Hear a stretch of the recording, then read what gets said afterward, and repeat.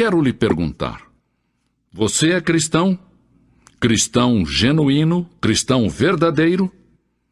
Muitos têm uma ideia falsa sobre o que é ser um cristão. Dizem que cristão é quem reza. Sim, os cristãos oram, mas a oração em si não torna ninguém cristão. Outros dizem: cristão é aquele que é regido pela regra de ouro, quer dizer, trata os outros como ele mesmo quer ser tratado. Mas apegar-nos à regra de ouro não nos faz cristãos. Alguém pode ser sincero, mas isso não o faz cristão. Alguns creem que o cristão é quem cumpre os 10 mandamentos. Todo o mundo tem quebrado os mandamentos. A Bíblia diz que aquele que violar um só mandamento se faz culpável por toda a lei. Assim sendo, temos quebrado todos os 10 mandamentos, e isso a Bíblia chama de pecado. Há quem diga que cristão é aquele que vai à igreja, mas ir à igreja não o converte em cristão. Eu me refiro a uma relação real, genuína, profunda e pessoal com Cristo. Você tem essa relação? O que é um cristão? Primeiro, cristão é uma pessoa que fez uma escolha. Segundo, essa escolha tem produzido uma mudança na sua vida. E terceiro, tem aceitado um desafio. A seguir, quero destacar estes 3 aspectos. Primeiro, cristão é uma pessoa que fez uma escolha. Através de toda a Bíblia, somos chamados a escolher. No Jardim do Éden, Adão e Eva fizeram uma escolha errada. Rebelaram-se contra Deus. Decidiram tratar de construir o seu mundo sem Deus e cometeram um erro terrível e trágico. Os nossos primeiros pais quebraram a lei de Deus. Os seus filhos Caim e Abel herdaram os resultados da sua desobediência. E esses resultados têm se estendido para você e para mim. Todos somos capazes de pecar e todos pecamos. Disse Jesus: entrai pela porta estreita, porque larga é a porta e espaçoso o caminho que conduz à perdição, e muitos são os que entram por ela. Porque estreita é a porta e apertado o caminho que conduz à vida, e poucos são os que a encontram. Mateus 7, 13, 14. Ele disse que só poucos estão no caminho que conduz ao céu, porque a grande maioria vai pelo caminho largo que leva ao julgamento, à destruição e ao inferno. Em que caminho você se encontra? O que você faz a respeito de Cristo, da sua cruz e da sua ressurreição, isso é o que conta.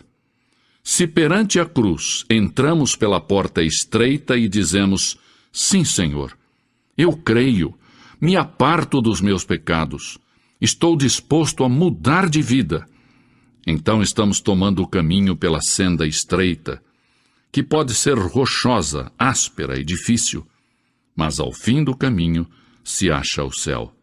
Nesse caminho, Deus vai nos proporcionar novos recursos, novo poder, novo gozo e novo amor. Segundo, cristão é a pessoa em cuja vida se tem produzido uma mudança. Quem realiza isso é o Espírito Santo. No momento em que você recebe a Cristo, o Espírito de Deus entra e mora no seu coração. Em 2 Coríntios lemos: pelo que, se alguém está em Cristo, nova criatura é. As coisas velhas já passaram. Eis que tudo se fez novo. É Cristo que faz isso. Ele realiza este ato na sua vida. E eu pergunto: é essa mudança que tem sido produzida em sua vida? As pessoas são transformadas mediante uma mudança de sua mente. Você atua segundo o que você crê. Deixar de ser uma pessoa derrotada com os olhos fixos nos seus problemas depende de que a sua mente mude. Por isso, eu peço que você mude a sua mente a respeito de Deus, a respeito de Cristo. Siga-o, e então achará a paz e a satisfação que só Ele dá. Cristo pode encarregar-se dos problemas que temos a respeito do sexo e das relações interpessoais, desde que o permitamos. Terceiro, cristão é uma pessoa que aceitou um desafio. Jesus disse: se alguém quer vir após mim, negue-se a si mesmo, tome a sua cruz e siga-me. Em outras palavras, temos que negar o eu, as nossas ambições egoístas, os nossos prazeres pessoais e pecaminosos, e logo temos que nos virar e tomarmos a nossa cruz. O que eu quero dizer com isso? Jesus disse que quando você regressar à sua escola, à sua vizinhança, ao seu trabalho e contar que recebeu a Cristo, provavelmente vão rir de você. Talvez vão fazer piada. Talvez os seus colegas e amigos nem queiram mais se relacionar com você. Você vai ter que pagar um preço. Muitos que seguiram a Jesus se apartaram dele quando ele lhes falou acerca da morte. Não compreenderam o sentido profundo de sua morte e ressurreição, que esta era a única esperança de que os seus pecados fossem perdoados e eles pudessem entrar no céu. Cristo é a única esperança que temos nesta vida ou na vida eterna. Mas Jesus ensinou que há 2 caminhos, e você tem que decidir qual deles tomará. Há 2 senhores, e você tem que eleger a qual deles servirá. Há 2 destinos, o céu e o inferno. Você tem que escolher. Deus não escolhe por nós. Ele deu o seu Filho, que oferece perdoar os nossos pecados e quer nos dar vida eterna. Ajuda-nos a tomar a decisão, enviando o seu Espírito Santo para nos convencer. Esta é a decisão que devemos tomar. Jesus perguntou aos seus discípulos: quem dizem os homens que é o Filho do Homem? E Pedro respondeu: tu és o Cristo, o Filho do Deus vivo. Ao qual disse Jesus: tu estás certo, Pedro. Alguns têm receio da decisão por não estarem seguros de que alguém pode demonstrar a existência de Deus. Ninguém pode demonstrá-lo.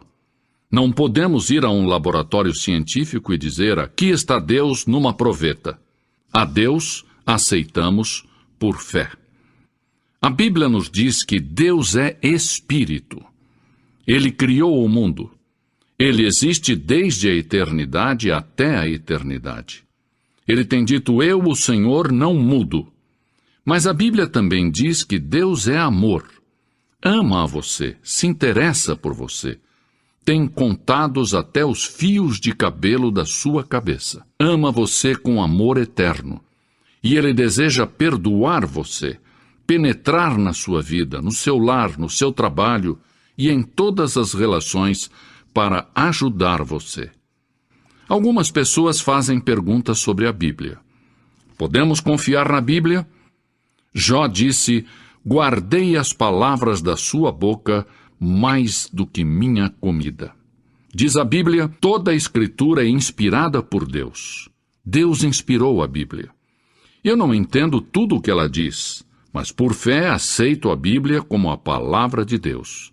Cada vez que a leio, a Bíblia me fala da parte de Deus. Recordo a noite em que entreguei a minha vida a Cristo. Foi uma reunião evangelística. Aceitei levantar-me e ir até a frente, porque ardentemente desejava a Cristo. Sabia que realmente não o conhecia de perto, que não tinha uma relação pessoal com Jesus. Naquela noite, antes de conciliar o sono, ajoelhei-me junto à minha cama e disse: ó Deus, não sei muito sobre o passo que tomei nesta noite.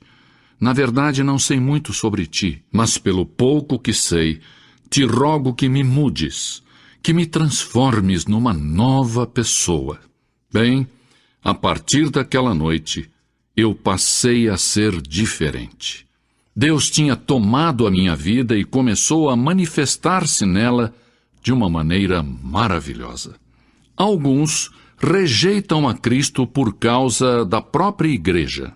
Dizem: A igreja está cheia de hipócritas, mas hipócritas existem em todos os campos da vida.